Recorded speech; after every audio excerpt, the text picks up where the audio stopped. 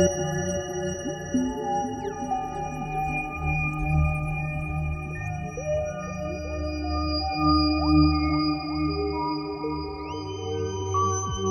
dans les vidéos précédentes, on a donc introduit ce concept crucial pour la vie qu'est l'entropie, et je vous ai montré comment l'entropie pouvait être utilisée pour faire ce qu'on appelle de la diversité moléculaire. C'est-à-dire que plus vous êtes capable de créer des combinaisons entre le carbone, l'oxygène, l'azote, l'hydrogène, et bien plus vous avez des flux d'entropie qui sont importants, et ces flux d'entropie, normalement, sont destinés à être exportés vers notre environnement, c'est-à-dire l'atmosphère, qui elle-même va exporter ça vers l'espace intergalactique, de telle manière à ce que l'entropie ne reste jamais à l'intérieur du système terrestre, mais soit toujours déversée dans l'univers qui est en expansion croissante, ou si vous préférez, c'est parce que l'univers ne cesse d'augmenter que nous, sur Terre, on peut se complexifier de plus en plus.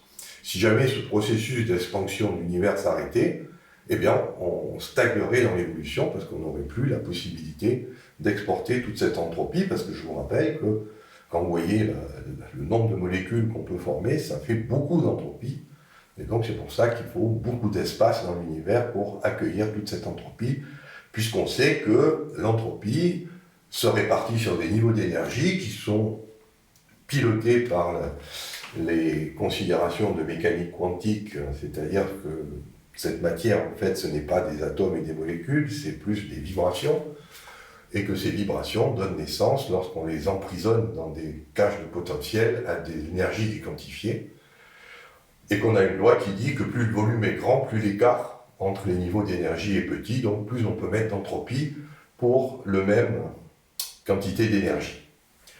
Voilà, alors, ce mécanisme d'entropie qui génère de la diversité moléculaire, on va évidemment le retrouver à l'œuvre pour créer donc de la vie sur Terre. Là, on va créer non plus d'une diversité moléculaire, mais une biodiversité.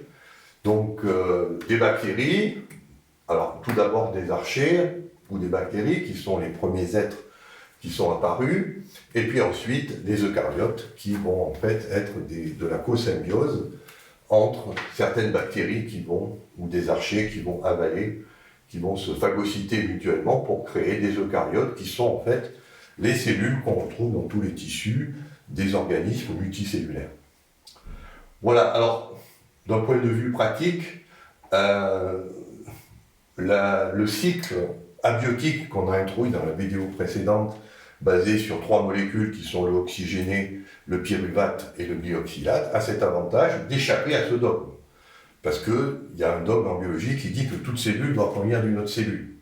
Mais ça pose un problème, c'est le problème de la poule et de l'œuf. C'est-à-dire, s'il faut une cellule pour fabriquer une autre cellule, d'où est venue la première cellule? On sait maintenant que cette première cellule, c'est un processus d'évolution, de complexification anthropique, basé sur un cycle purement abiotique. Je vous rappelle qu'il suffit d'oxygéner, de glyoxylate et de pyruvate, et que ces 3 molécules peuvent être fabriquées par le Soleil ou par la Terre, dans ce qu'on appelle les fumeurs noirs. On peut fabriquer toutes ces molécules de façon purement abiotique, donc démarrer le cycle de la vie.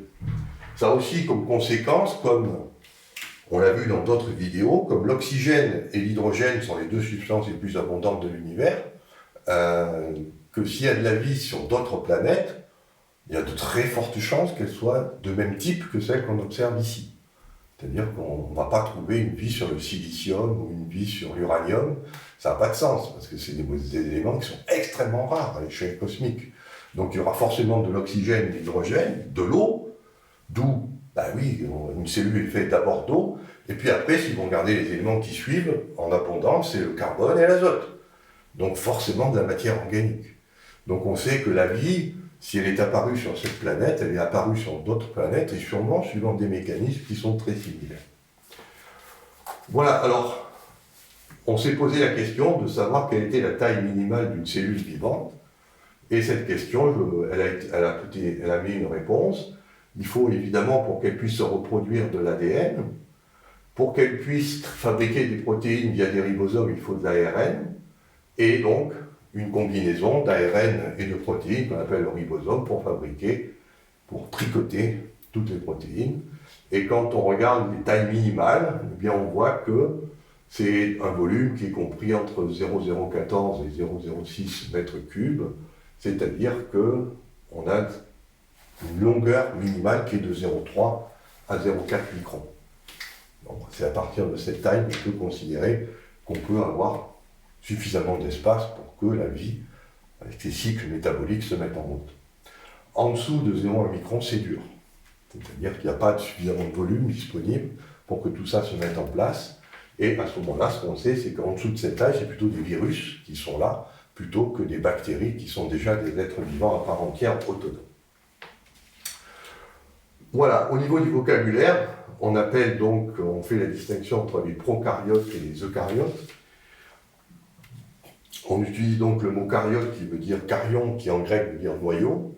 Donc les eucaryotes ont cette caractéristique, c'est que leur ADN est encapsulé dans une structure qu'on appelle le noyau, alors que les prokaryotes, eux, ont un ADN qui est dans leur cytoplasme, et c'est ce qu'on indique par le signe du pro, c'est-à-dire qu'on pense qu'avant d'avoir le noyau, on avait simplement l'ADN qui était dans le cytoplasme, c'est quand même la solution la plus simple. Voilà, alors après, que nous dit cette image d'entropie qu'on a développée? Comme je l'ai dit, on oublie l'énergie. L'énergie, c'est juste un moyen pour faire bouger les choses. Avec de l'énergie, vous ne pouvez rien faire, parce qu'elle est la même avant et après toute transformation chimique. C'est le premier principe de la thermodynamique. Par contre, l'entropie, elle, doit toujours augmenter et aller vers l'extérieur du système. Donc ça veut dire qu'on peut définir un état où tout marche quand on exporte de l'entropie. En gros, si vous êtes capable de créer de l'entropie en vous par ces cycles métaboliques et de l'exporter à l'extérieur, de ne pas la garder, on va dire que vous êtes en bonne santé. Réciproquement, si pour une raison X ou Y, ces flux d'entropie, par ce qu'on appelle les émonctoires, sont bloqués ou perturbés, là, des pathologies peuvent apparaître. Et ça donne quand même une méthode de soins qui est assez simple, c'est que face à toute pathologie, on peut peut-être trouver une cause anthropique. Et donc, identifier le point où l'entropie ne s'évacue plus, et à ce moment-là, réouvrir les vannes pour rétablir, pour faire la guérison. Donc c'est une autre façon de concevoir la médecine, avec l'avantage, c'est que cette façon est universelle. C'est-à-dire qu'on n'a plus à considérer une maladie, on a juste à identifier quelle est la contribution anthropique qui pose problème. Donc ça, pour ceux que ça intéresse, on est en train de faire des papiers qui sont publiés, donc, où on explique cette nouvelle façon, où on classifie les maladies non pas par les symptômes, mais par les grands mécanismes d'évacuation de l'entropie qui sont bloqués ou qui sont perturbés. Et donc ça veut dire par exemple, lorsque vous regardez ça de loin, un cancer, c'est tout simplement un canal d'entropie qu'on appelle la chaleur. Normalement, vous devez évacuer votre entropie de métabolisme par la chaleur, c'est pour ça qu'on est à 37 degrés. On a ce qu'on appelle les mitochondries qui brûlent en permanence le glucose pour envoyer cette entropie vers l'extérieur. Si ces mitochondries sont moins efficaces, cette entropie va servir à créer de la biomasse et non plus de la chaleur. Et comme c'est de la biomasse, on va la garder en nous, et c'est là ce qu'on appelle la tumeur cancéreuse. Donc on peut dire qu'un cancer, c'est un problème anthropique à la base, mais ce même problème anthropique, s'il se fait non pas dans un tissu, mais se fait par exemple dans un neurone, ça sera la maladie d'Alzheimer.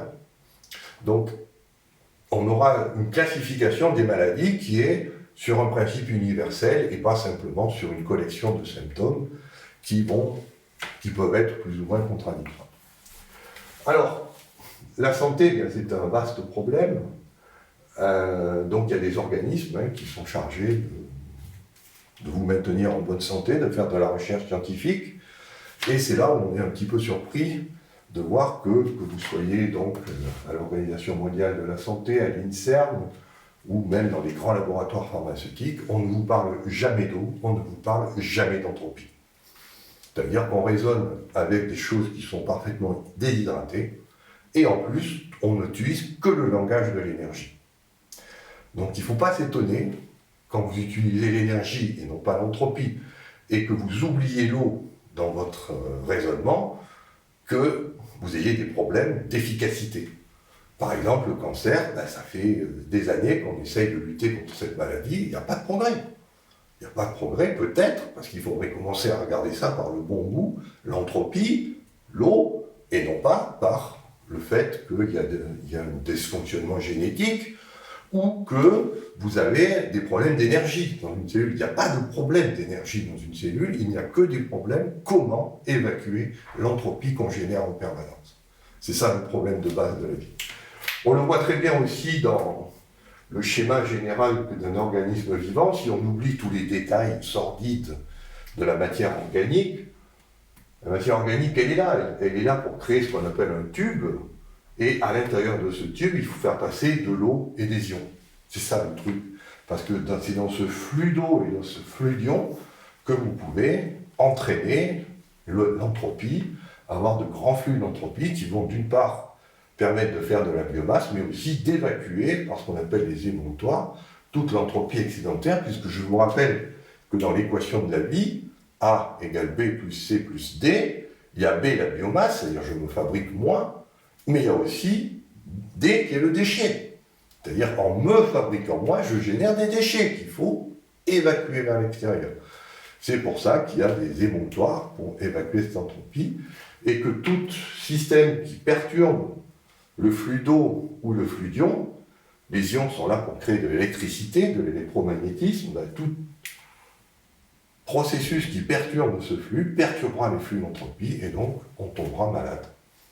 Et après, il faudra, plutôt que de chercher à prendre des médicaments pour lutter contre des symptômes qui sont des conséquences d'une gestion de l'entropie qui est défectueuse, attaquons le problème à la racine et identifions quels sont les émonctoires qui sont problématiques et qu'il faut remettre en route. Et normalement, si tout se passe bien, si vous arrivez à évacuer ce flux d'entropie vers l'extérieur, parce que je vous rappelle que garder de l'entropie, c'est perdre de la structure, perdre de la fonction. Si vous arrivez à aller vers l'extérieur, eh bien, en toute logique, la pathologie doit disparaître. Voilà. Donc il nous reste juste à parler un petit peu de ces émonctoires, ce qu'on fera dans la prochaine vidéo.